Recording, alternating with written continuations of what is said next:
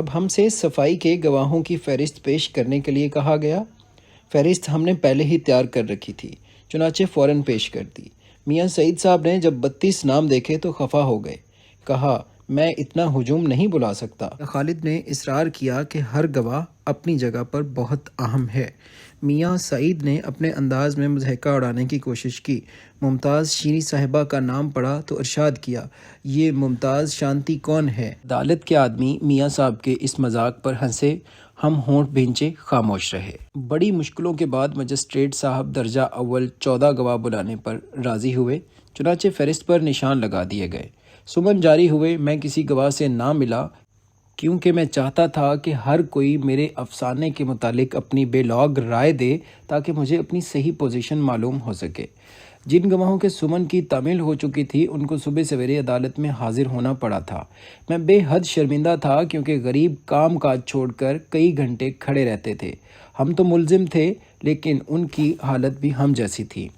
ہم اندر کٹہرے میں کھڑے رہتے تھے اور وہ عدالت کے باہر لوہے کے جنگلے کے ساتھ لگے انتظار کرتے رہتے تھے کہ انہیں کب آواز پڑتی ہے۔ میرے دوست شیخ سلیم کی حالت قابل رحم تھی۔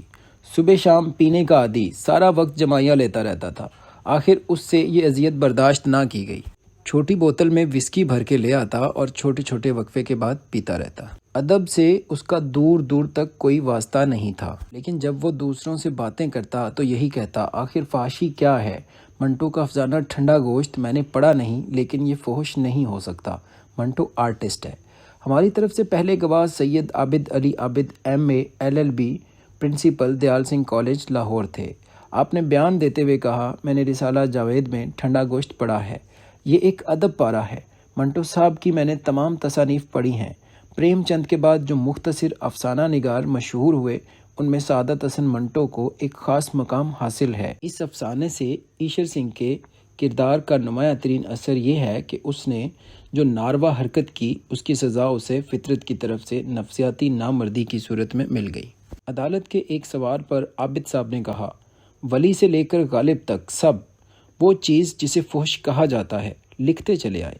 لٹریچر کبھی فحش نہیں ہوتا جو ایک بار لٹریچر قرار دیا جا چکا ہو۔ غاسے کی طرف سے سوال کیا گیا، کیا ادب مقصود بالذات ہے؟ عابد صاحب نے جواب دیا، میں پہلے کہہ چکا ہوں کہ ادب تنقید حیات ہے اور اس میں اس سوال کا جواب شامل ہے۔ ہر معقول انسان کے قول و فعل کا مطلب ہوتا ہے، لیکن تمام انسان معقول نہیں ہوتے۔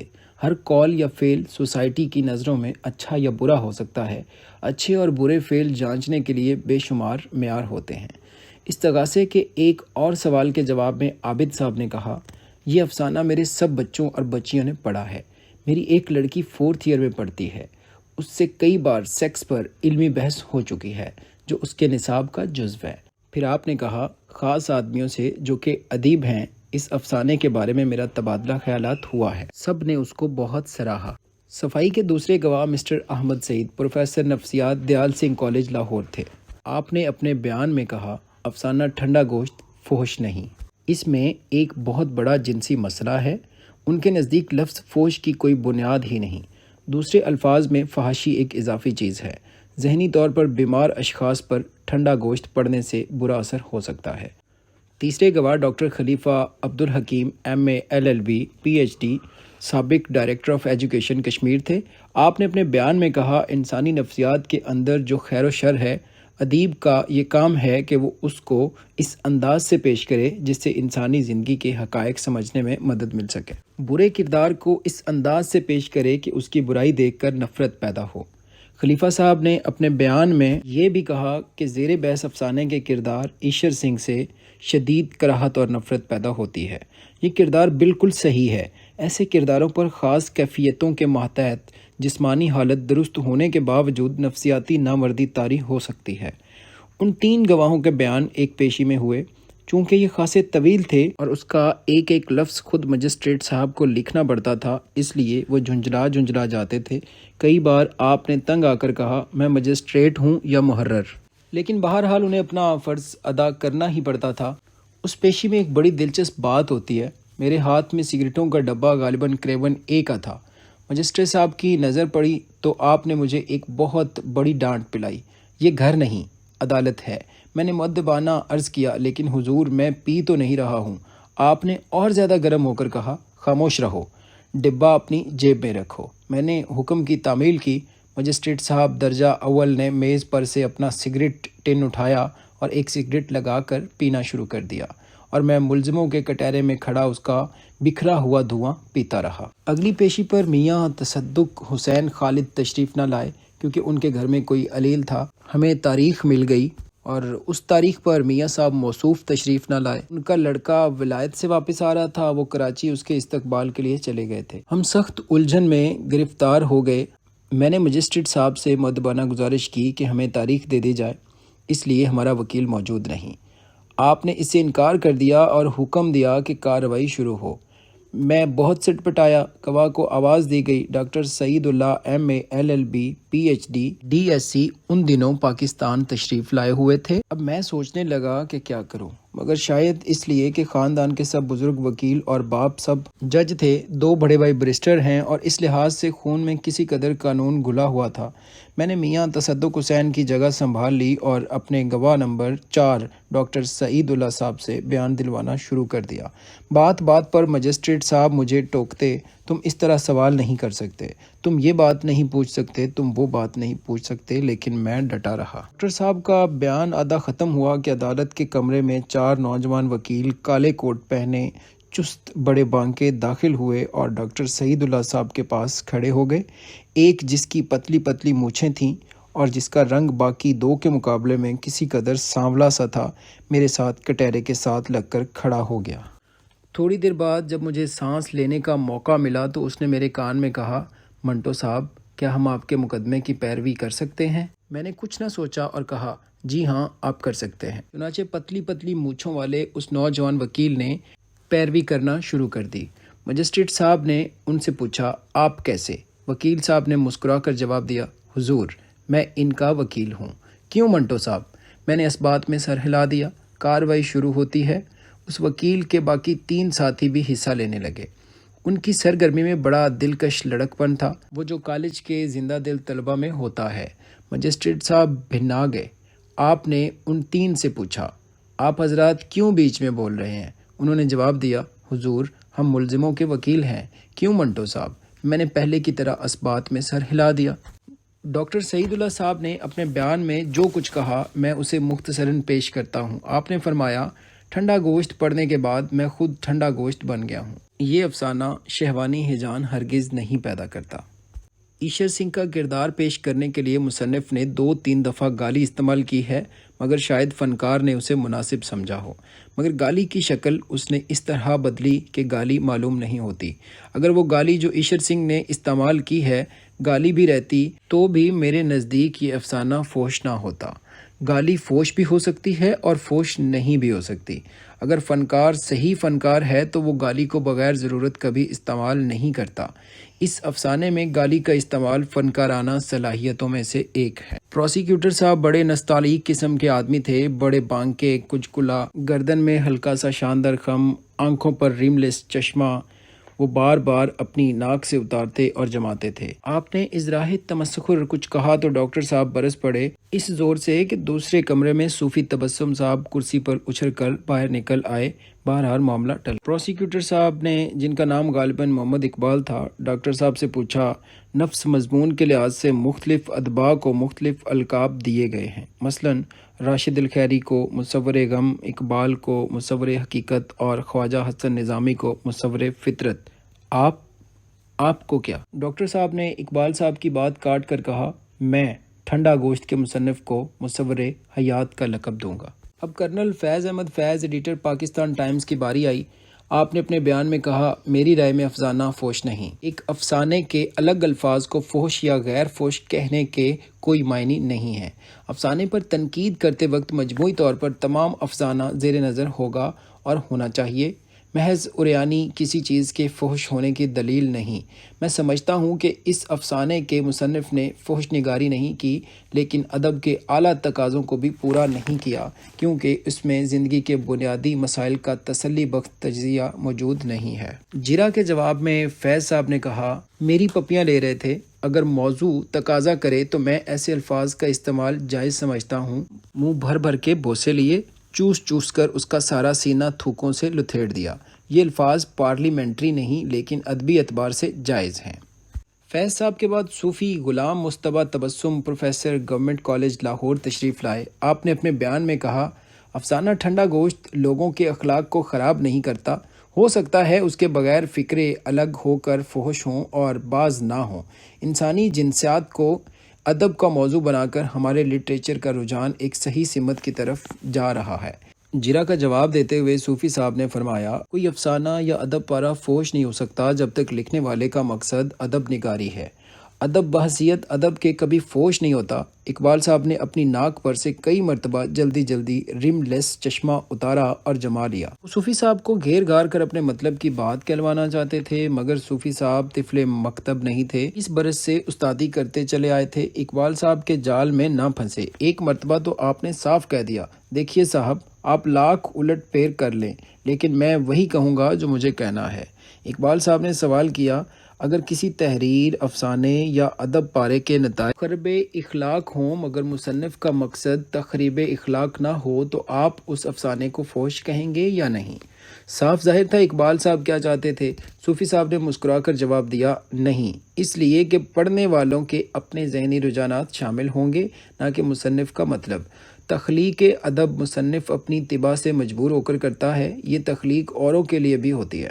اقبال نے ایک اور سوال کے جواب میں کہا، اگر اس تصنیف سے لوگوں کے اخلاق پر برا اثر پڑے تو اس کی ذمہ داری ادیب پر ہوگی یا نہیں؟ صوفی صاحب نے کھٹ سے جواب دیا، وہ بری ذمہ ہے۔ اقبال صاحب نے عاجز آ کر پوچھا، آخر مخرب اخلاق تحریر کیا ہے؟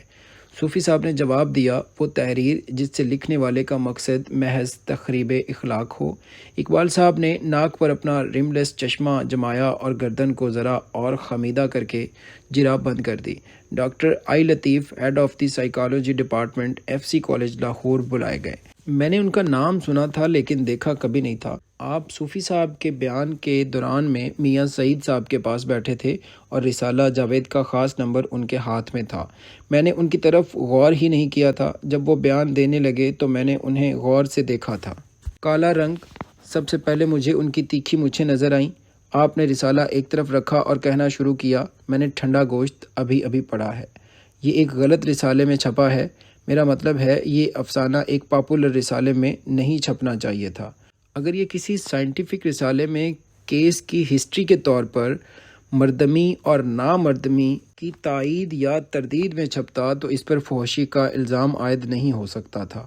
جن الفاظ کی طرف اشارہ کیا گیا ہے، بولنے میں ان کو برا سمجھتا ہوں لیکن کیس ہسٹری میں یہ الفاظ بڑی اہمیت رکھیں گے۔ خدا معلوم کیا بات ہوئی کہ ڈاکٹر لطیف نے ایک دم سے پوچھا، مسٹر منٹو کون ہے؟ میں نے کہا، جناب یہ خاکسار ہے۔ ڈاکٹر صاحب کی تیکھی مونچھیں تھر تھر آئیں۔ آپ نے مجھ سے کچھ نہ کہا اور بیان دینے میں مشغول ہو گئے۔ وکیل صاحب نے میرے کان میں کہا، منٹو صاحب، آپ کا تو یہ گواہ تو ہوسٹائل ہو گیا ہے، اب آپ اس پر جرا کر سکتے ہیں۔ میں نے کہا، ہٹائیے، لیکن وکیل صاحب نے جرا کر دی۔ اس کے جواب میں ڈاکٹر لطیف صاحب نے کہا، افسانہ ایسے رسالے میں جس کو ہر بچہ، بوڑھا، لڑکا لڑکی پڑھ سکے نہیں چھپنا چاہیے تھا، کیونکہ ایسی طبع جو جذبات کو مشتعل کرنے والے تاثرات قبول کرنے والی ہوں، یہ افسانہ پڑھ کر مشتعل ہوں گی۔ جرا ختم ہوئی، ڈاکٹر لطیف صاحب میرے پاس آئے، ہاتھ ملایا اور کہا، آپ نے مجھے گواہی کے لیے بلایا تھا تو کم از کم مل لیے ہوتے۔ میں نے مسکرا کر جواب دیا، انشاءاللہ اب ملاقات کا شرف حاصل کروں گا۔ ڈاکٹر صاحب نے پھر ہاتھ ملایا اور چلے گئے۔ اب میں ان 4 نوجوان وکیلوں کے متعلق کچھ کہنا چاہتا تھا جو بڑے ڈرامائی انداز میں میرے مقدمے میں داخل ہوئے تھے۔ پتلی پتلی مونچھیں، تیکھی ناک اور سانولے رنگ والے شیخ خورشید احمد تھے۔ کافی ہاؤس ان کے بغیر نامکمل ہے۔ دوسرے 3 تھے، مسٹر مظہر الحق، مسٹر سردار محمد اقبال اور مسٹر اعجاز محمد خان۔ آپ لوگوں کو بار روم میں معلوم ہوا کہ میں خود اپنا کیس کنڈکٹ کر رہا ہوں اور پریشان ہوں تو وہ میری مدد کے لیے چلے آئے۔ میں نے ان کا شکریہ مناسب و موزوں الفاظ میں ادا کیا۔ شیخ خورشید احمد نے کہا، اس کی کوئی ضرورت نہیں، لیکن داد دیجیے کہ میں نے آپ کا افسانہ ٹھنڈا گوشت پڑھا کیا دیکھا تک نہیں۔ ہم سب خوب ہنسے۔ شیخ نے کہا، اور میں شرط لگانے کے لیے تیار ہوں کہ مسٹر محمد اقبال نے بھی یہ افسانہ ابھی تک نہیں پڑھا ہوگا۔ ہماری طرف سے 7 گواہ اب تک پیش ہوئے تھے۔ بقایا گواہوں کو بلوانے کے لیے جب شیخ خورشید صاحب نے عدالت سے درخواست کی تو مسترد کر دی گئی۔ مجسٹریٹ صاحب نے اس خیال سے کہ ہمارا پلڑا وزنی ہے، عدالت کی طرف سے 2-4 گواہ طلب کیے۔ مولانا تاجور نجیب آبادی، شورش کاشمیری، ابو سعید بزمی اور ڈاکٹر محمد دین تاثیر۔ کئی تاریخیں بھگتی مگر یہ حضرات جمع نہ ہوئے۔ آخر ایک دن تاریخ پر سب آ گئے۔ تاجور صاحب سے الیک سلیک ہوئی تو آپ نے لیکچر پلانا شروع کر دیا کہ میں ایسے غلیظ، فحش اور واہیات افسانے لکھتا ہوں۔ میں خاموش سنتا رہا، اس لیے کہ مولانا صاحب کے ساتھ بحث کرنا فضول تھا۔ آغا شورش بڑے پرشور طریقے پر ملے۔ ابو سعید بزمی نے مجھ سے ایک سگریٹ لیا اور سلگا کر ٹہلنے لگے۔ آواز پڑی تو حاضر عدالت ہوئے۔ کارروائی شروع ہوئی۔ پہلے گواہ منجانب عدالت شمس العلماء مولانا احسان اللہ خان تاجور نجیب آبادی، پروفیسر دیال سنگھ کالج لاہور تھے۔ آپ نے فرمایا ٹھنڈا گوشت کسی مسجد میں یا کسی مجلس میں جماعتی حیثیت میں سننا پسند نہیں کیا جا سکتا۔ اگر کوئی پڑھے تو اپنا سر سلامت لے کر نہ جا سکے۔ 40 سالہ ادبی زندگی میں ایسا ذلیل اور گندا مضمون میری نظر سے نہیں گزرا۔ میں نے مولانا صاحب سے چند سوال کیے تو آپ نے جواباً کہا، یہ افسانہ میں نے پہلی بار دیال سنگھ کالج میں پڑھا لیکن پورا نہیں پڑھا، تھوڑا سا پڑھا اور لغو سمجھ کر بند کر دیا۔ مثنوی گلزار نصیب میں بکاولی اور تاج الملوک کی شادی کا تذکرہ اخلاق سے متصادم ہے۔ فسانہ عجائب مثنوی بہار عشق، مثنوی فریب عشق اور الف لیلا میں جو فحش حصے ہیں وہ فحش ہیں۔ حکایت خانم و کنیز کا ذکر مثنوی مولانا روم میں آتا ہے لیکن میں نے نہیں پڑھا۔ جنسی ترغیب کا پہلو مثنوی مولانا روم میں نہیں ہو سکتا۔ جی چاہتا تھا کہ مولانا کو خوب سناؤں مگر میں نے مناسب خیال نہ کیا اور چند سوال اور کر کے ان کو چھوڑ دیا۔ اب آغا شورش کاشمیری ولد آغا نظام الدین ایڈیٹر ہفتہ وار چٹان مونچھوں کے اندر مسکراہٹیں بکھیرتے تشریف لائے۔ میری طرف دیکھ کر آپ کھل کر مسکرائے اور بیان دینا شروع کر دیا۔ آپ نے فرمایا، جہاں تک میرے علم اور احساسات کا تعلق ہے میں نے ٹھنڈا گوشت سے اچھے تاثرات فراہم نہیں کیے۔ جس سماج اور گھرانے سے تعلق رکھتا ہوں اس کے پیش نظر میں ایسا مضمون اپنے پرچے میں شائع نہیں کروں گا۔ میرا مدرسہ فکر اسے گوارا نہیں کرتا۔ استغاثے کے ایک سوال کا جواب دیتے ہوئے آغا صاحب نے کہا، اس سے اوباش کاری کو ترغیب ہوتی ہے، ان لوگوں کو جن کا رجحان طبیعت خاص طور پر بدکاری کی طرف مائل ہوتا ہے۔ ہماری طرف سے آغا صاحب پر کوئی جرح نہیں کی۔ ابو سعید بزمی ایڈیٹر احسان لاہور پیش ہوئے تو آپ نے افسانے کو مخرب الاخلاق قرار دیا۔ انہوں نے کہا کہ افسانہ معنی و مطلب کی وجہ سے قابل اعتراض ہے۔ میں نے بزمی سے پوچھا، کیوں حضرت؟ یہ بتائیے کہ اسی عدالت میں آپ کے خلاف ازالہ حیثیت عرفی کا مقدمہ چل رہا ہے۔ آپ نے جب جی ہاں کہا تو مجسٹریٹ صاحب نے حیرت سے پوچھا، میری عدالت میں؟ بزمی صاحب نے پھر جواب دیا، جی ہاں۔ مجسٹریٹ صاحب نے قلم سے سر کھجا کر پائپ سلگایا اور اپنے کام میں مشغول ہو گئے۔